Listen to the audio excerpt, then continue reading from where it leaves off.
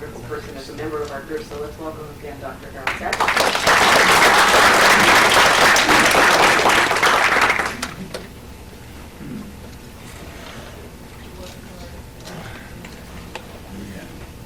Thank you, Susan.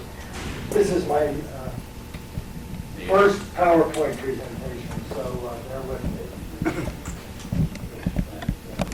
Before age 20.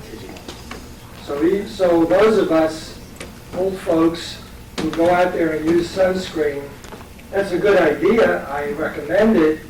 But let's face it, if we didn't use it when we were kids, playing out in the sun, a lot of damage was already done. So the important message here is tell your children and grandchildren to slather on the sunscreen. People with fair complexions who freckle and sunburn easily, obviously redheads and blondes are more susceptible than dark-skinned Negroes for the Mediterranean-type skin. And then, of course, residents from sunny climates like Arizona, Texas, Florida, and I had already mentioned Australia. Now, the one really dangerous type of skin cancer is melanoma. So it's been on the rise. It's been on the increase, unfortunately. And it is often fatal. But 10% of it accounts for about 10% of skin cancers. Fortunately, the other 90% are not very serious. But it accounts for about 9,200 deaths a year. And that's probably higher because I made up these slides 2 or 3 years ago, and the incidence has been increasing. Now let's talk about the types of skin cancer. I already mentioned that melanoma is the nasty one, the one that we're most fearful of. The most common type is basal cell carcinoma or epithelioma. Those two, carcinoma and epithelioma, are synonymous. Squamous cell carcinoma or epithelioma accounts for about 10%, basal cell about 90%, and melanoma a very small percentage, 4 to 5, maybe as high now as 10% since it's been increasing. And I think they're talking about melanoma being the 7th most common cause of death from cancer in the United States. Now let's talk about basal cell carcinoma. Those of us in the room who raised our hands that we had skin cancer, most of them were basal cell carcinomas. They're very trivial and they're very common. You'll see from the photographs in a minute that they can also cause some serious problems. Why are they called? Well, they don't metastasize. They don't spread in the body. That's why they're not real dangerous. On the other hand, they do grow, and unless you destroy them completely, they keep growing, so they can eat through tissue. It's estimated that more than 78,000 people a year are treated in the United States for basal cell carcinoma. Most occur on sun-exposed areas, and 90% of those occur on the face. And it's fairly uncommon on non-exposed areas, but they can occur anywhere. Sun does play a role, but again, once in a while we see them on areas that have not been exposed to the sun. They grow very slowly at first, and they usually start as a small shiny papule, which doesn't cause any symptoms. They don't itch, they don't hurt. In the beginning, they don't bleed or ulcerate. So they're very easy to neglect. But as they get bigger, they tend to become more aggressive. They start growing more rapidly, and they often ulcerate. They will eat through any kind of tissue, including blood vessels, nerves, bone. So they have been described as a rodent ulcer, sort of like a rat chewing away at the skin. But again, they don't metastasize, and therefore, they are very easy to cure. We're going to look at some pictures, give me a chance to use my new laser pointer. This is a basal cell carcinoma. I'm not sure what part of the body, but it's probably on the face. It's quite typical. It's shiny. If one looks carefully, there are dilated capillaries in it, and it's fairly neglected. this person should have come in a long time ago and could have avoided a large scar. Sometimes they're pigmented. This is a pigmented basal cell carcinoma. Sometimes this could be confused with a melanoma. But it has this shiny border, if you notice, which is a tip-off. And to the trained eye, that's fairly easy to diagnose clinically. Here's a lesion that apparently had been removed. You notice this shiny scar. This looks like a lesion that had been removed electrosurgically, but here's a recurrence along the lower border, and here's a large recurrence along this border. It looks like an eye. This looks like an eyelid. So this is the forehead. This looks like the hair. I think it's not oriented properly. This looks like the scalp. But anyway, it's a forehead, and that's a recurrent basal cell carcinoma. Again, if you look carefully around the edge, you see that it's called a ruled or pearly border. That's fairly typical of basal cell carcinomas. This is one on the trunk. These look a little different. They're often neglected. I've seen patients come in with some 10 or 12 inches in diameter, maybe even bigger than that. I had one patient, the whole front of his chest was involved. He'd never been to a doctor in his life. He came in, it was already eating into his breastbone, and it was basically incurable. But this is a superficial basal cell carcinoma. On the trunk, there are almost always multiple. And I've had people come in with 10 or 15 of them, neglected, but they're very easy to cure because they are superficial. For some reason, they tend to enlarge peripherally, but they don't get deeper. They will eventually, but for years they tend to just spread on the superficially on the skin. Here's an ulcerated lesion on the front of the sternum, in front of the breastbone, which may have invaded already into the sternum, into the breastbone. But again, you still see that rolled border around the edge.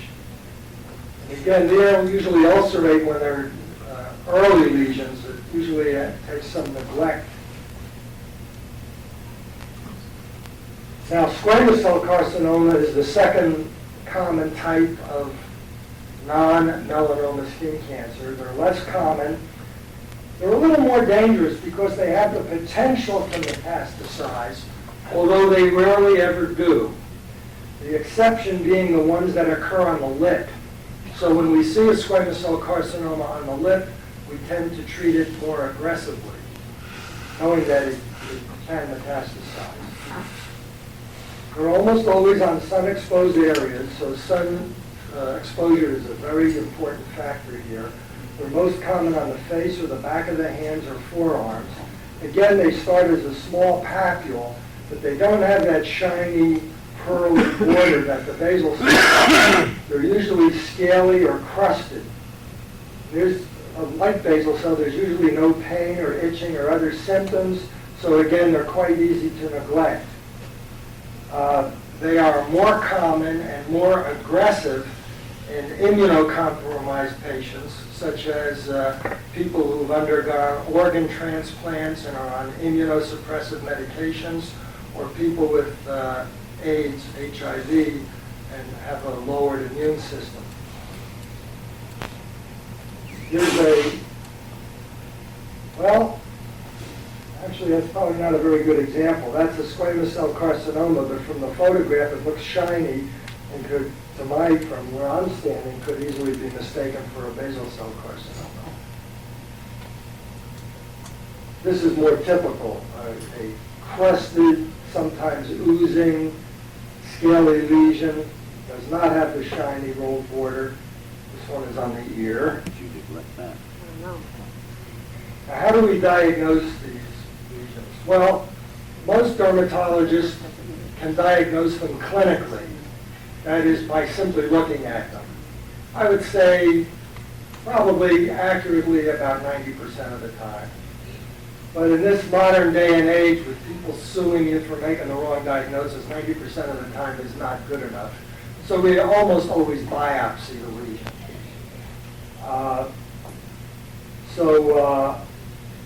let's talk about biopsying.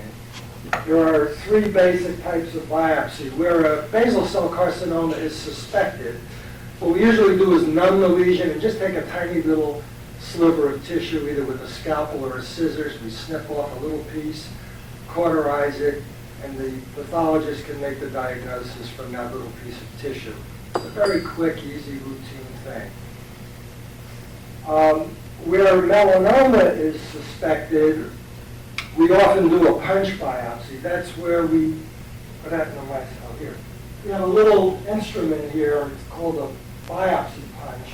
It cores out a little piece of tissue and sometimes requires a stitch or two, but often where you know you're going to go back and remove the lesion eventually, you usually just cauterize it and don't bother with stitches. That's more valuable in melanoma because you can tell the thickness of the lesion, or the pathologist can tell the thickness of the lesion, which is, we'll talk about that later. It's very important from the prognostic standpoint. And then the third method, if somebody comes in with a very tiny little skin cancer, say 2 to 5 millimeters, 6 millimeters is the size of a pencil eraser. So 2 to 5 millimeters is very small, but it looks typical. It's much easier to just remove the darn thing than it is to biopsy it. So in that case, we usually excise the lesion with possibly using a biopsy punch to do it, put in a couple stitches, and that's the end of it. So excision biopsy is another alternative. Now, how do we treat these skin cancers? Now, we're talking about non-melanoma skin cancer, the trivial kind. And this is an everyday thing. I don't think, when I was in practice, there may have been a day or two in 30 years where I didn't treat a skin cancer, maybe when there was a blizzard. But it was a rare day that we didn't treat one or many skin cancers. The primary method is simple excision. You simply cut it out, leaving a little border of normal skin, and put in a few stitches. If it's big, then you put in many stitches. But that's a very basic method and is still very popular. Now, the old guys, like me, when I was in training, this was the most popular method, curettage and electrodesiccation. We would numb the lesion, scrape off the obvious tumor, burn it with an electric needle, that's electrodesiccation, then go back and re-scrape it and re-burn it. And with that method, you'd get about a 98% cure rate, which is quite acceptable. But the scars were lousy. And it took quite a long time to heal, much longer than a simple excision, which usually takes 7 to 10 days to heal. With this method, it usually took about 3 to 4 weeks, depending on the size and depth of the lesion. A third method, one that I came to like very much toward the later years of my practice, was cryosurgery. I liked it because it was quick and it was easy, and the scars were minimal, very acceptable. It was not very painful, so that in only the most squeamish patient would I even bother to numb it. Most people could tolerate the mild discomfort of freezing. So using liquid nitrogen, it was especially useful for lesions on the ears and nose, where excision was very difficult because the skin is tight and difficult to pull together. It was not good for lesions on the forehead, because on the forehead, the little white flat scars that are left by cryosurgery are cosmetically unacceptable. Whereas an excision is wonderful on the forehead because the scars disappear into the normal skin lines, so you can do beautiful cosmetic surgery on the forehead. So a lot depends on where the lesion is. It's wonderful for those superficial lesions on the trunk, and anyone who uses any other method, I take exception to. Radiation used to be very popular. About the time I went into, we had to learn how to use it when I was in training, but most of the people from my generation never really got into using radiation. It's fallen into disfavor, largely due to medical legal reasons. It's still used occasionally in older, debilitated people who can't tolerate any kind of surgery. But when I started out in practice, I would get a lot of old folks come in who had skin cancers removed with radiation. And 10 or 12, 15 years later, the scars looked terrible. They were depressed, and they had dilated blood vessels, and they were just cosmetically unacceptable. The old doctors used to blast the skin cancers with 1 or sometimes 2 large doses of radiation.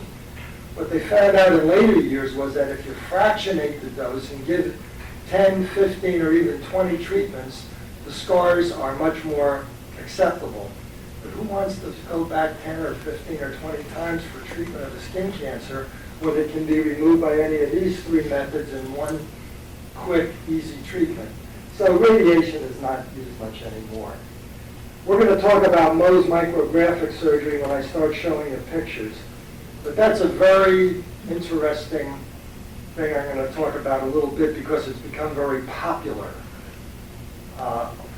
Some skin cancers are large and neglected, and some skin cancers recur, like you saw that one on the forehead that had recurrence around the edge.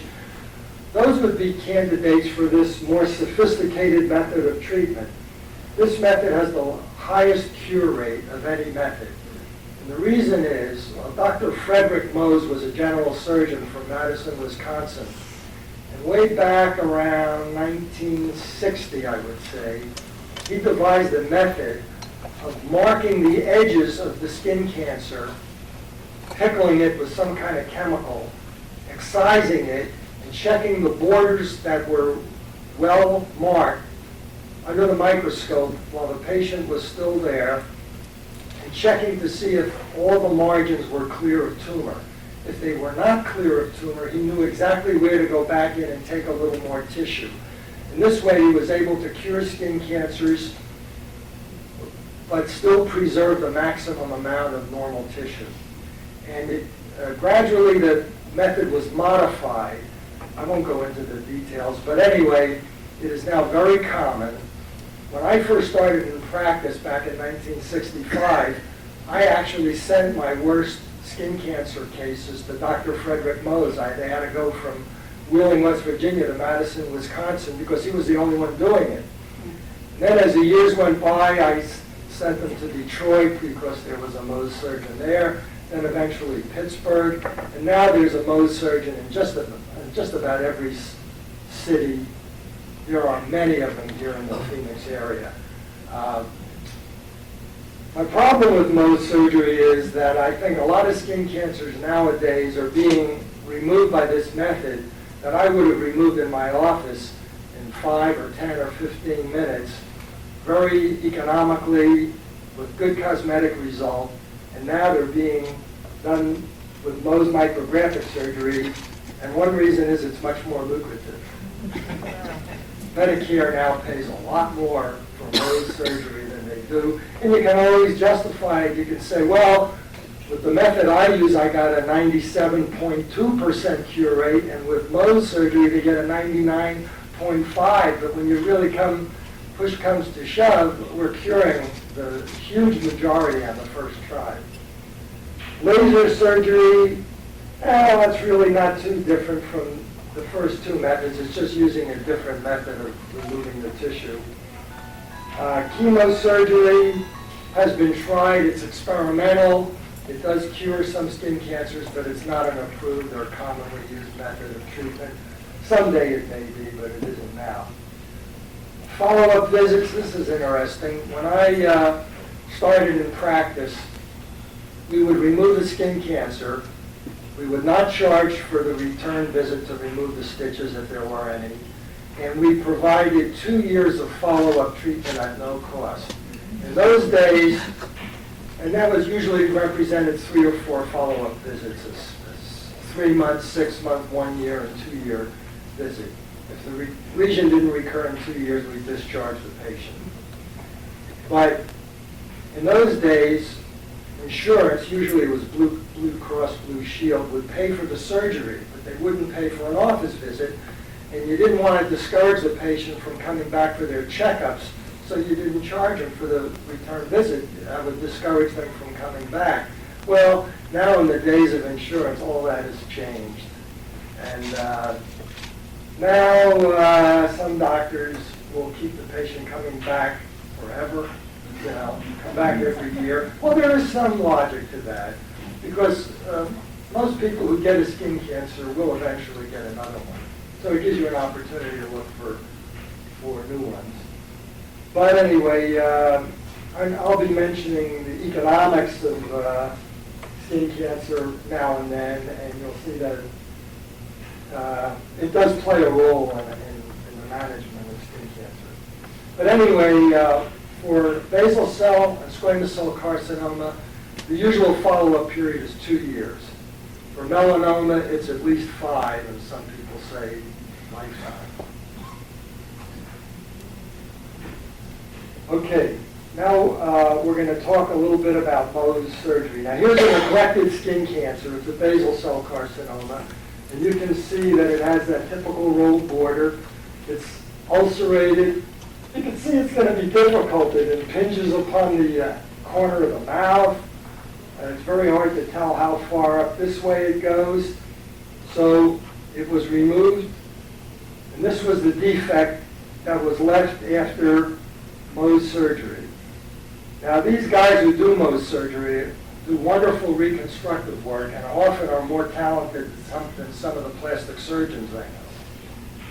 This is the end result after putting them back together. It's a pretty nice follow-up.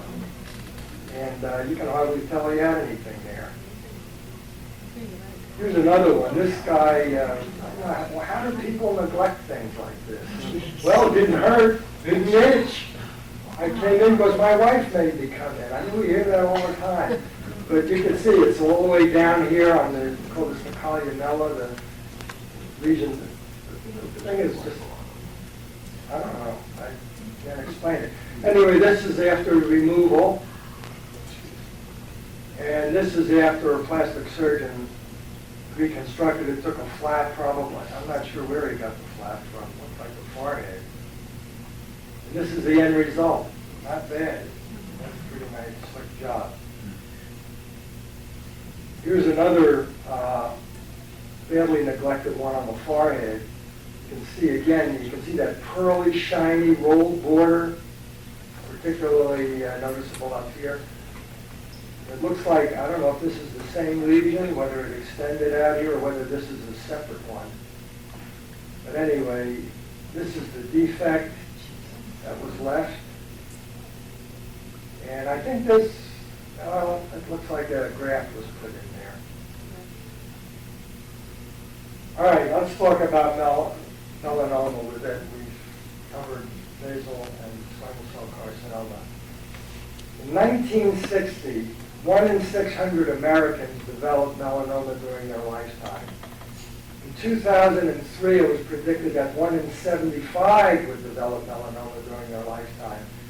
Well, one thing is we're living longer, but I think our life, our pattern of life has changed in that there's increased recreational sun exposure.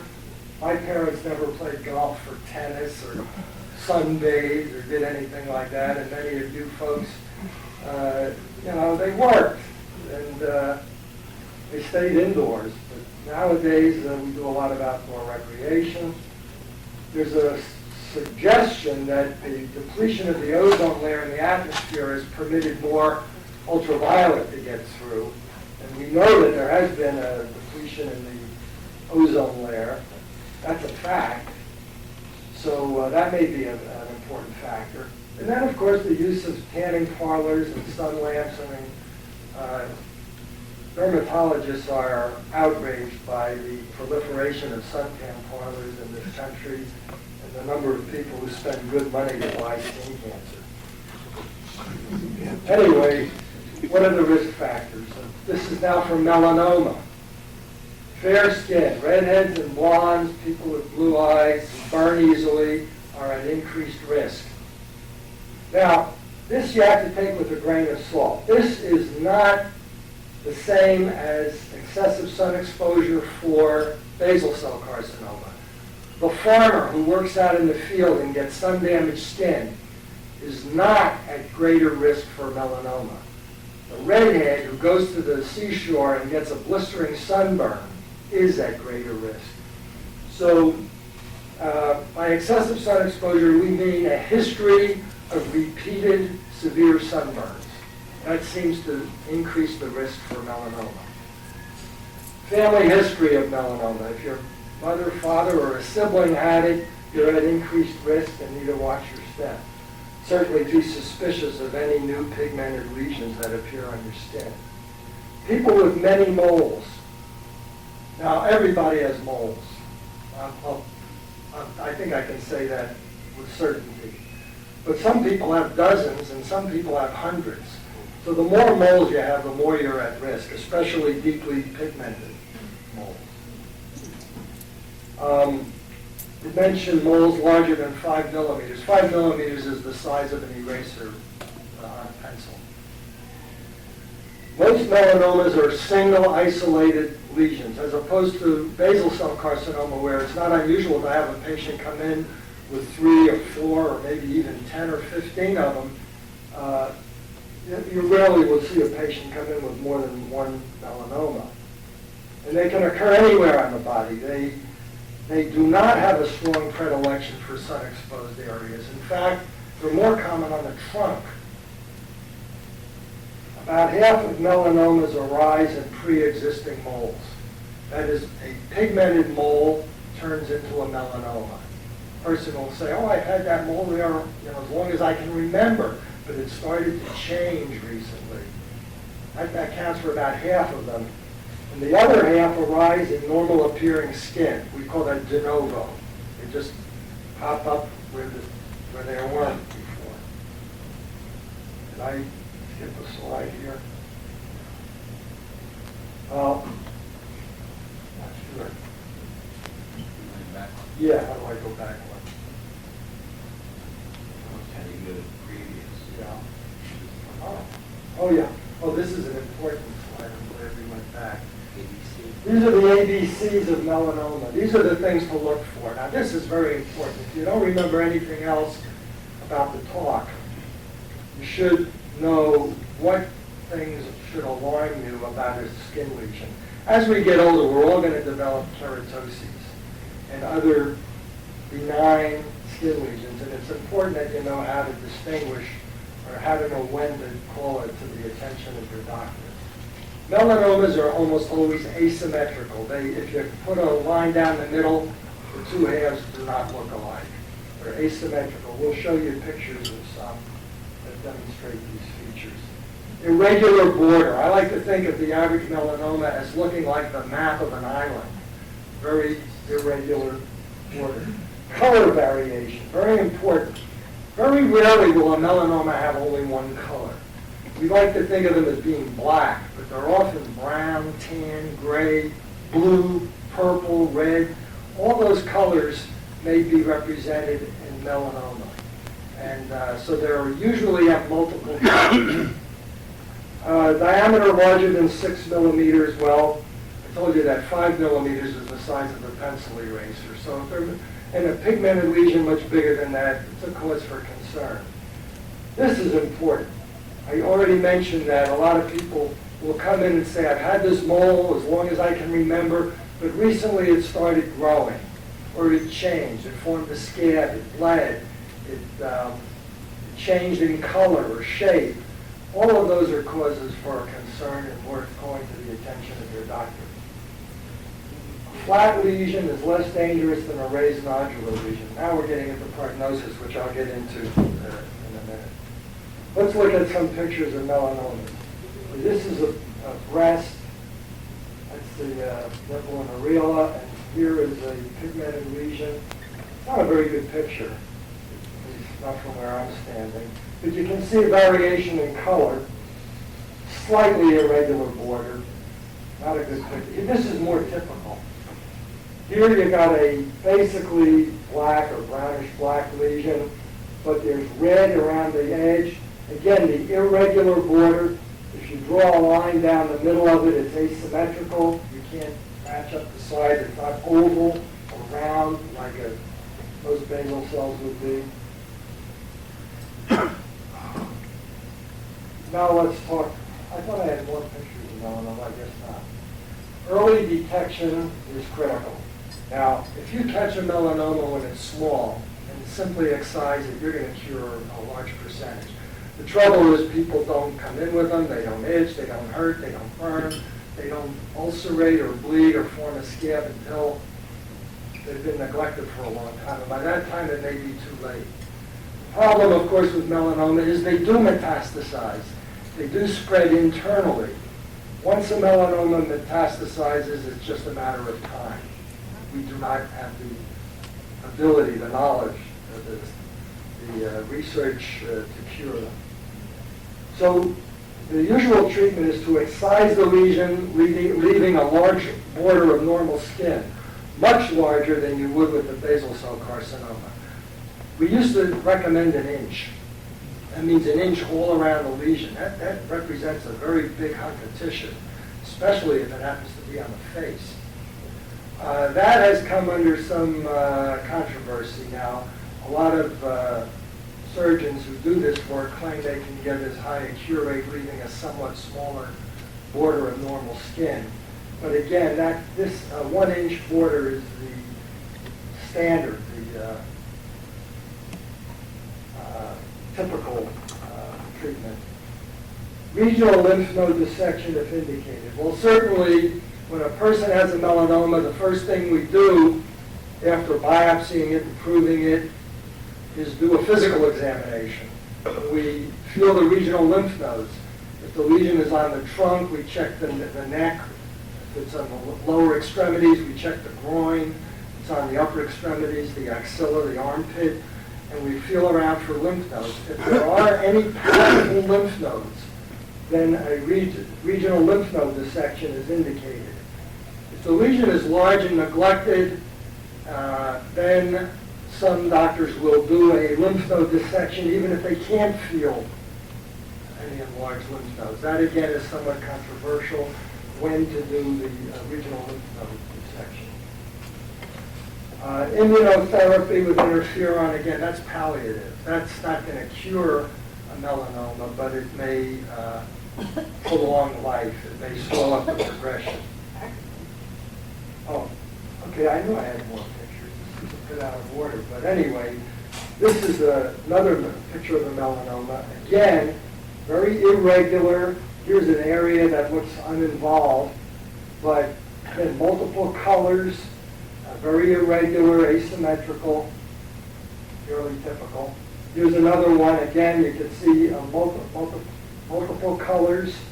There's browns, blacks, reds, irregular border, fairly typical melanoma. Here's a rather striking example of the different colors. The border here is a little more regular than most.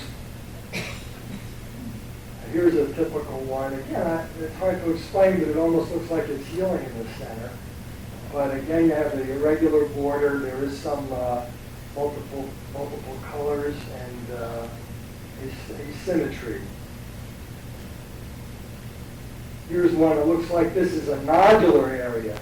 Now we're going to talk in a minute about the prognosis, but the more nodular, the thicker the lesion, the worse the prognosis is.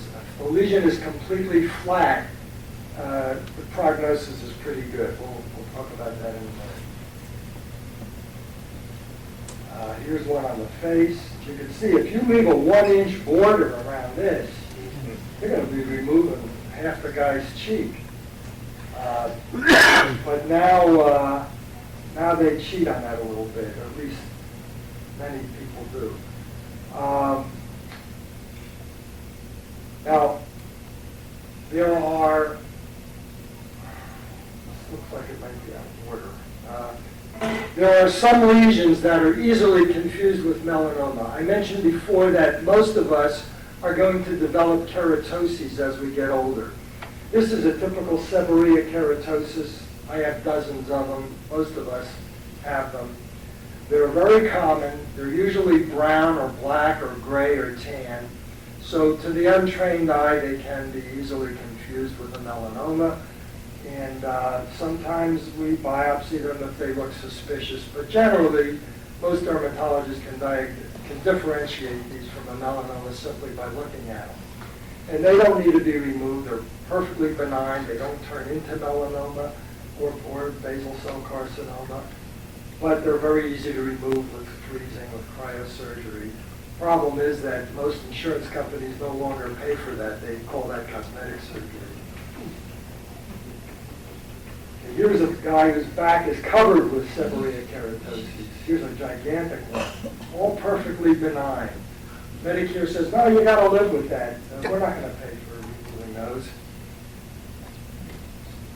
This is a congenital nevis, which, now these can, rarely turn into melanoma. This is a hairy nevus, called the nevus of Oda. But again, this child was born with this. It may get larger as it gets older. And a lot of doctors feel these should be removed just on the chance that the kid lives long enough someday and a melanoma might develop in it. So these are sometimes treated aggressively. That's a little bit controversial. Oh, here's the prognosis.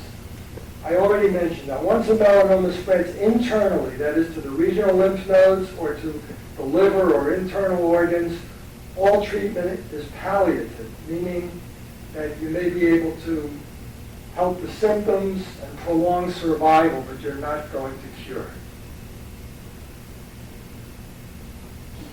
When we biopsy a melanoma, we usually prefer to do a punch biopsy because the pathologist can then tell you how thick the lesion is. And that's very important from the prognostic standpoint, because if the lesion is under 3/4 of a millimeter, 0.75 millimeters in thickness, the 5-year survival rate is better than 95%. That's pretty good.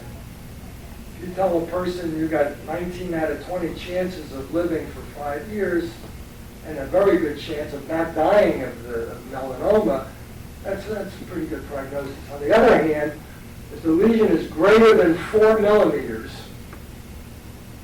the 5-year survival rate is less than 50%, irrespective of treatment, how aggressively you treat it. Well, doctor, Yeah. just a quick question.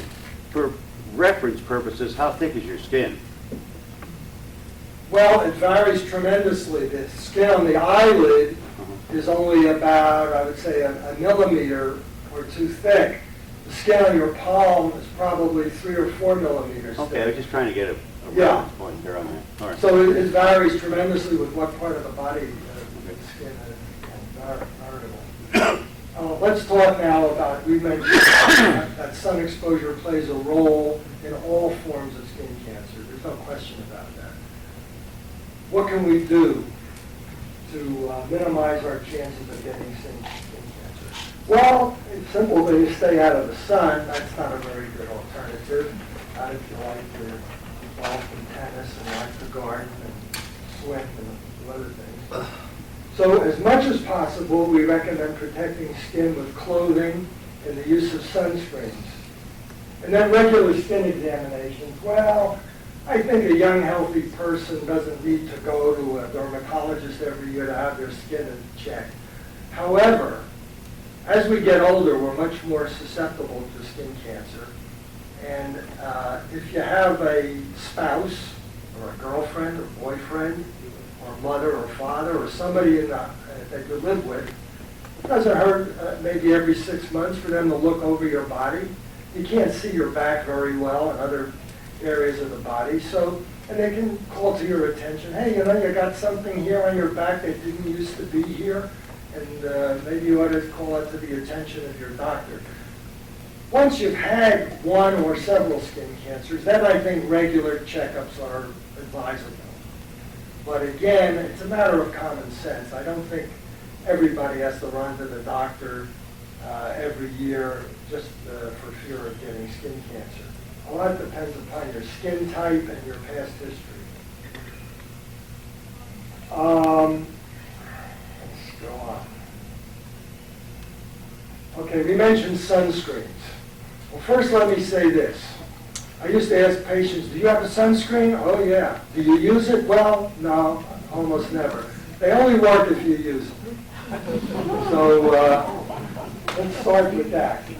How do you select a sunscreen? Well, we feel that to get adequate protection, you should use an SPF, sun protective factor, of at least 15. Every sunscreen on the market has an SPF on the label. And they go up, well, I think there's some as high as 50 or 60. But generally, 15 to 30 is quite adequate. Again, they work better if you use them. A good idea is to put them on 10 or 15 minutes before you go out in the sun because they do chemically bind with the skin. If you put them on immediately or after you're already out in the sun, you're missing out on maybe 15 or 20 minutes of unprotected exposure, which in Arizona could be serious. Substantivity. That means how well does it hold up with physical activity. If you're a tennis player and you go out there and sweat, you're probably going to have to reapply it to get maximum protection. It's not going to hold up for the whole 2 hours that you're out there sweating.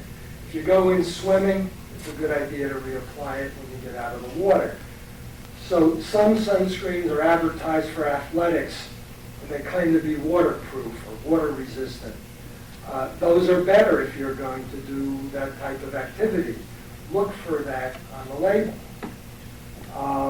Cosmetic acceptability. I brought in a couple. You've all probably been to the beach and seen the lifeguard with this white or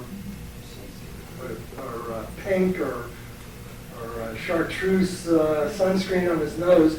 Well, the reason for that is that he's using an opaque sunblock, which uses either titanium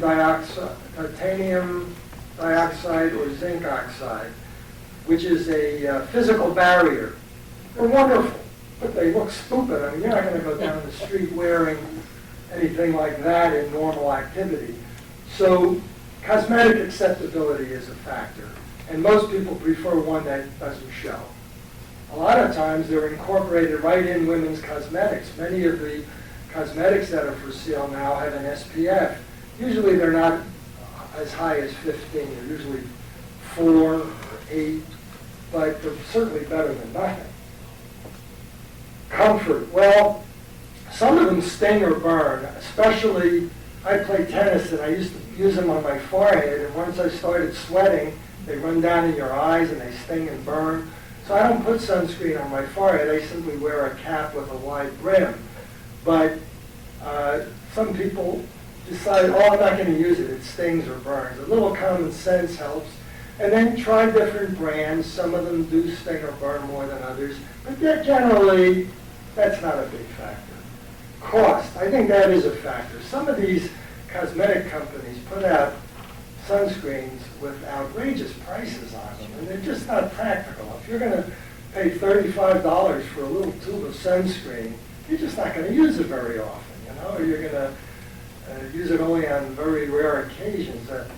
I think that if you use the generic store brand, if you go to Walgreens or Costco or whatever, and use their store brand, they're usually okay. The SPF there, if it's an SPF 15 or 20, it's just as good as the expensive SPF 15 or 20.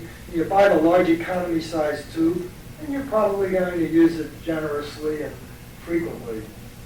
So cost is a factor. And availability. I've gotten free samples of sunscreens when I go to a dermatology meeting and I try them, and hey, I like this one, it's great. Then I go to 7 different drugstores, I can't find the thing on the shelf. So what good is it if it's not readily available? So try to find one that's fairly commonly used so you can pick it up anywhere. This is an old slide. There's so many more on the market now, but I made this up, I don't know, 10 years, 15 years ago. Some of these probably aren't even on the market anymore. Let's see. Susan mentioned that those who want to have me look them over after the meeting, I'll be happy to do a little skin examination. I'll take questions in a minute.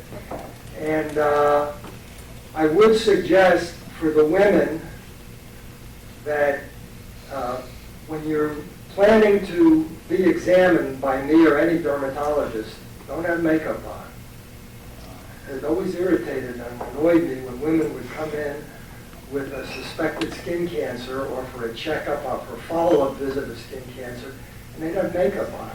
We're not Superman. We can't see through the barrier. So do yourself a favor. Go in without makeup, bring it with you, put it on when you leave the office. Anyway, I'm ready for questions. Somebody back there had their hand up. Yeah, is sunblock the same as sunscreen? Yeah. There's no They're the technical same. difference. Some of them say sunblock and some say sunscreen. I think they're synonymous, or at least they're used synonymously. It may be that sunblock refers to the opaque sunscreens with titanium or zinc oxide, but I think in common verbiage, when you say I'm using a sunblock, it's the same as a sunscreen. Okay. Yeah. Yeah, two questions, doctor. One, is it a good practice to remove moles, early on? And does the cancer ever regress? Okay, first about moles. That's a difficult question to answer. In general, there are two reasons for removing a mole.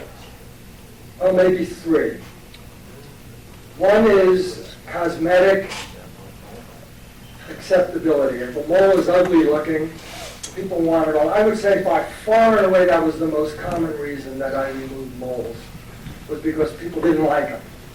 Another reason is if they're in an area where they get irritated, like around the belt line, or where clothing, around the neck, where clothing collars rub.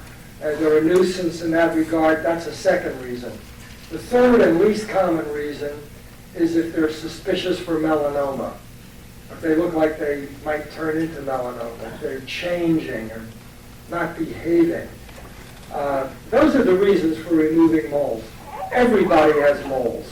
Some people have dozens or hundreds. It's just not a practical reason to remove a mole simply because it's a mole. Does that answer your question? Yeah. Okay. Someone over here had a question?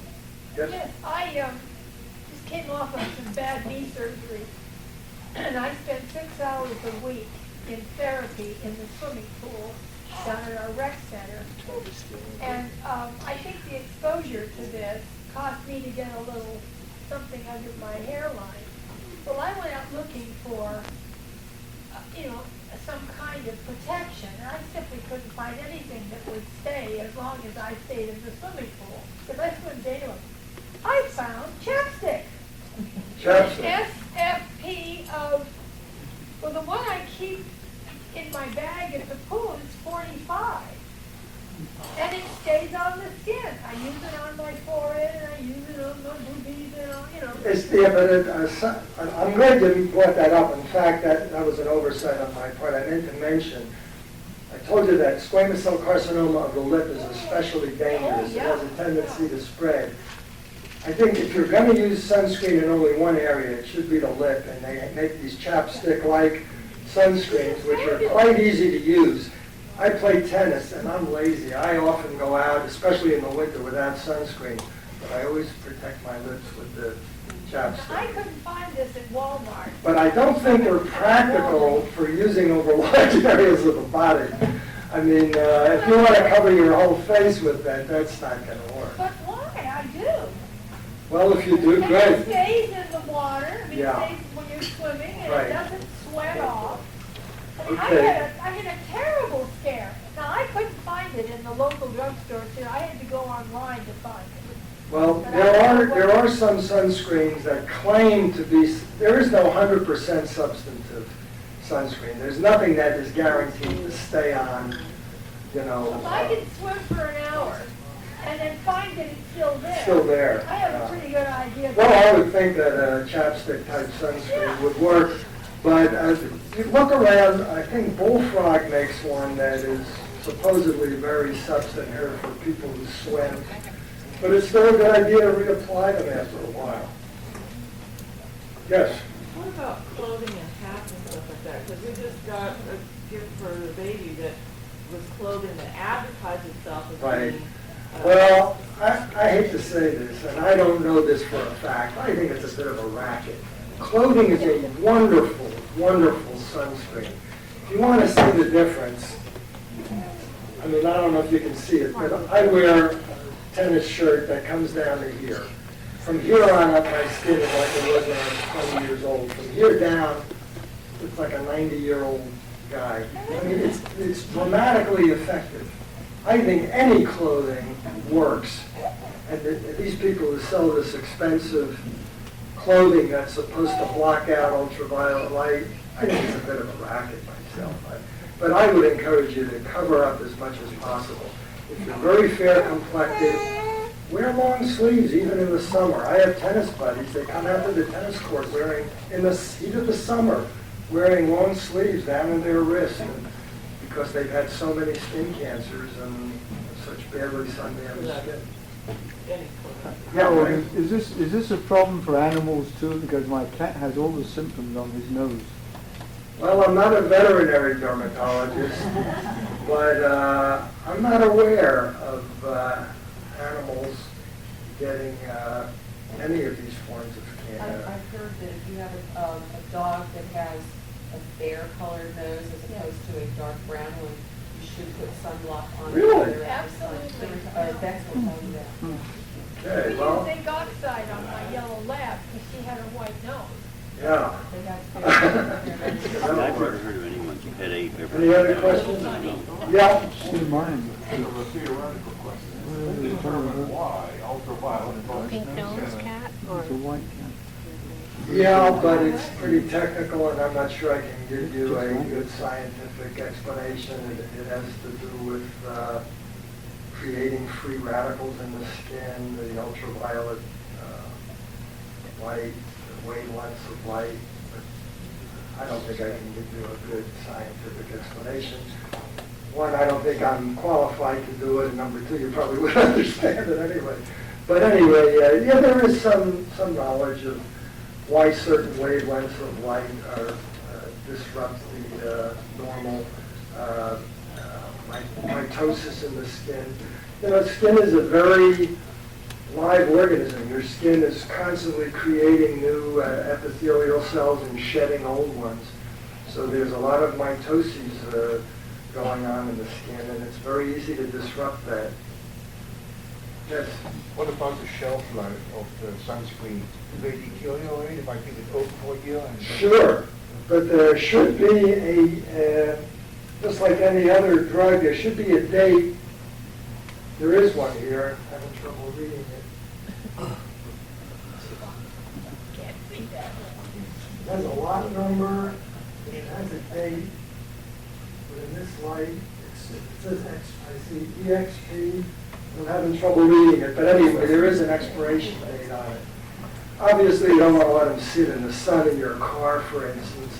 You want to keep them in an area. Interestingly, this is Blue Lizard. I'm not pushing this one, but we got a lot of free samples. I've given talks for. Has anyone heard of SHADE? It's an organization that was founded by Kurt Schilling and his wife. Pitchers for the former pitcher for the Arizona Diamondbacks, now a Red Sox pitcher. But anyway, his wife had a melanoma, and they started a organization called SHADE, which is dedicated to promoting sun protection to let people, and also education about skin cancer. So I do some work for them. Anyway, this Blue Lizard gave them a whole mess of free samples to distribute. And they make different ones. They make one for children, which is basically a physical block. It has zinc oxide and titanium dioxide in it, but it's not very cosmetically acceptable. And then they have various SPFs. But interestingly, the point I was going to make is this bottle turns blue in the sun. Yeah, they've impregnated it with a chemical that turns blue. So, it tells you to keep it out of the sun. Yes? Yeah, do you know the factoral difference between noonday sun and, say, 5 o'clock sun? Oh, yeah, that's a good point. In most parts of this country, the sun is at its most dangerous between 2 and 4 o'clock in the afternoon. The morning sun, the rays come in at an angle which is not very harmful. But we don't like to spread that word too much. I think it's better when you get up in the morning, if you know you're going to be outdoors, working in the garden, or even something trivial like going shopping or whatever. It's a wonderful idea to put sunscreen on. After you wash your face in the morning, slather on some sunscreen. And not worry too much about whether it's a cloudy day or a sunny day, or what time of the day you're going out. That's the ideal situation, is to be protected at all times. In Arizona, we recommend year-round. Back east, where I came from, using sunscreens in the winter was not very important. We didn't discourage it, but we didn't push it. John McCain had a large portion of his face removed. Right. What the skin cancer? He had a melanoma. It was melanoma. Yeah, in front of his ear.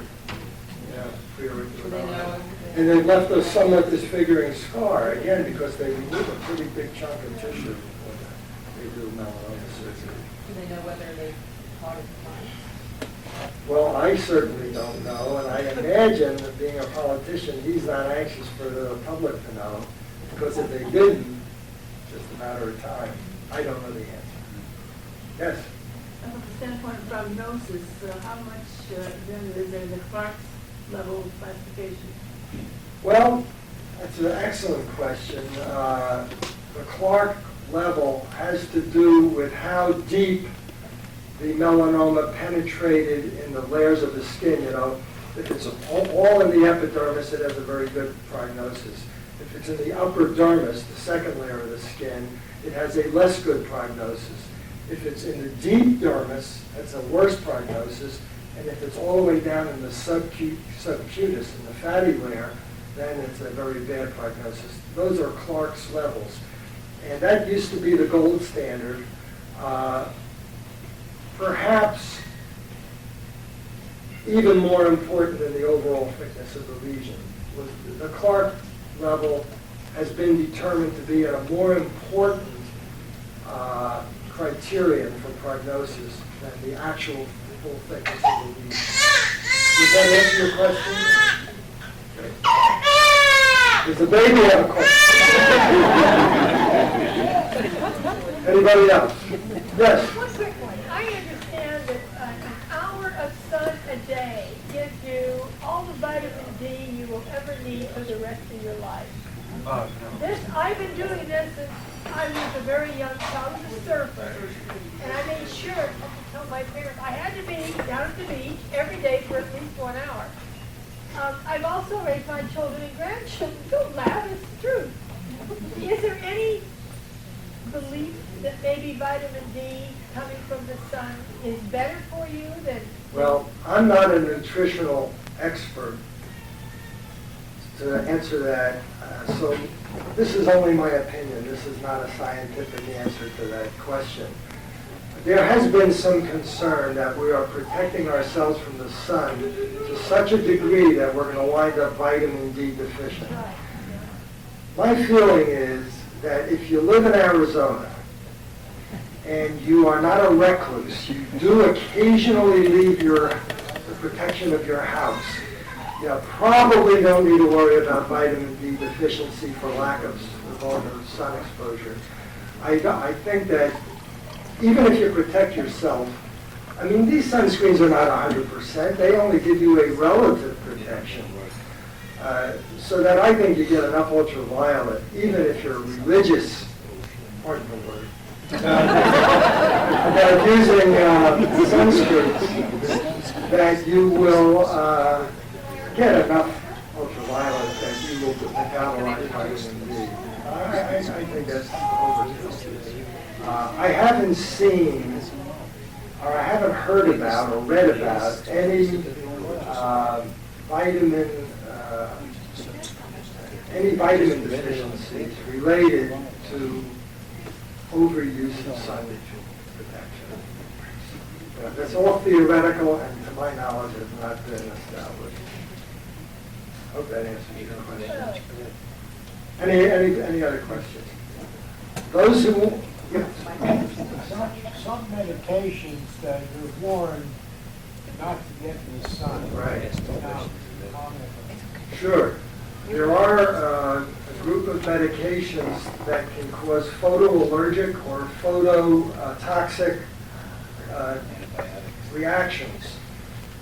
A good example is the antibiotic declamycin, and there are many others. Some of the diuretics, for instance, can do that.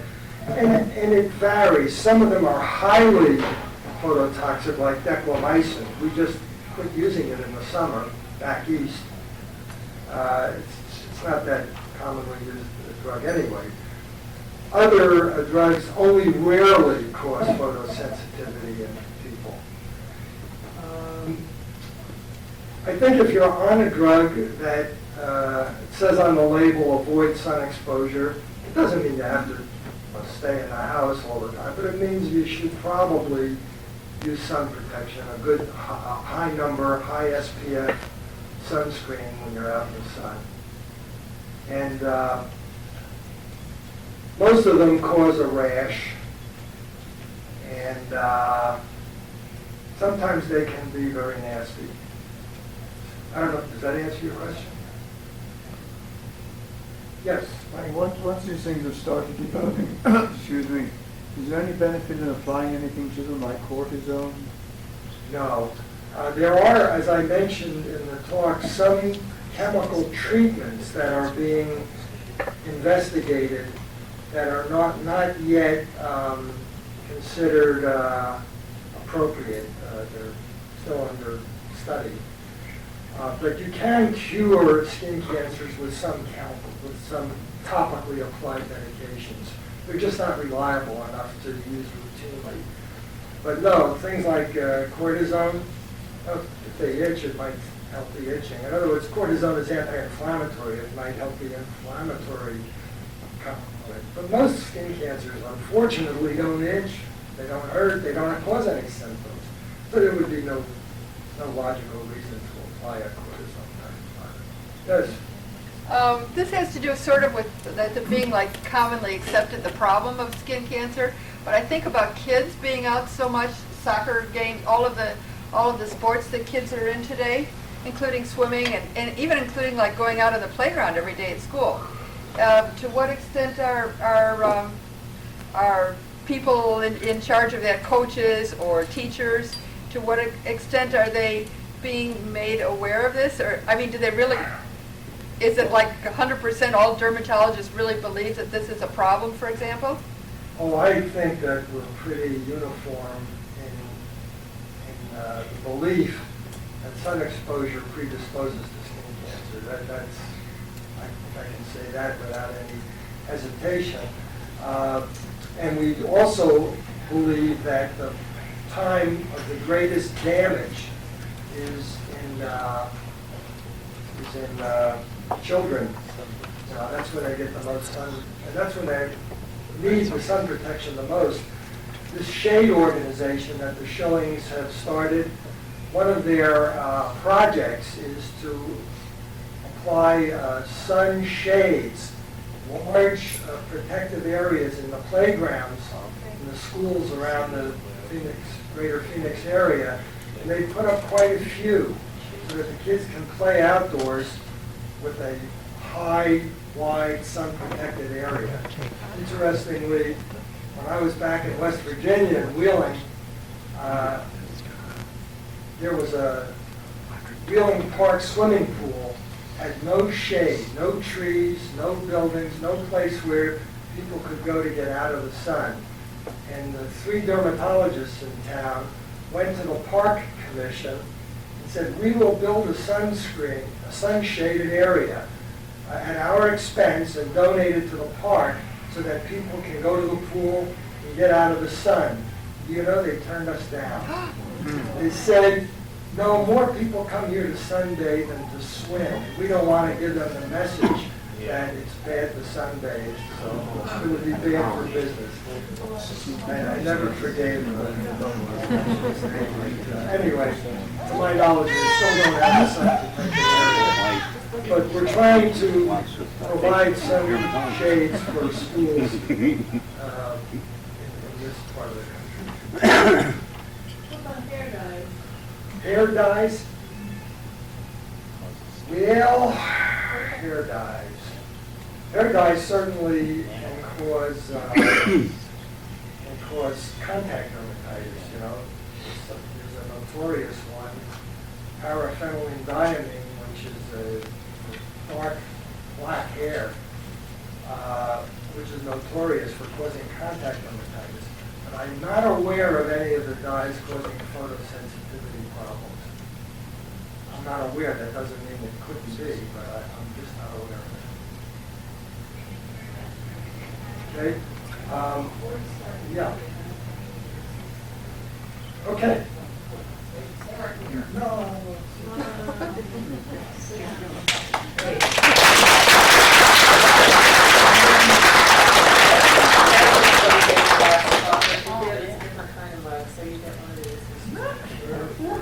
Very important, hey, start your own collection. That's good. By the way, lots of for sale back there if you'd like your very own at $10. If you appreciate the Humanist Society of Greater Phoenix and would like to see more, then subscribe to our channel and check us out on Patreon. Links are in the description.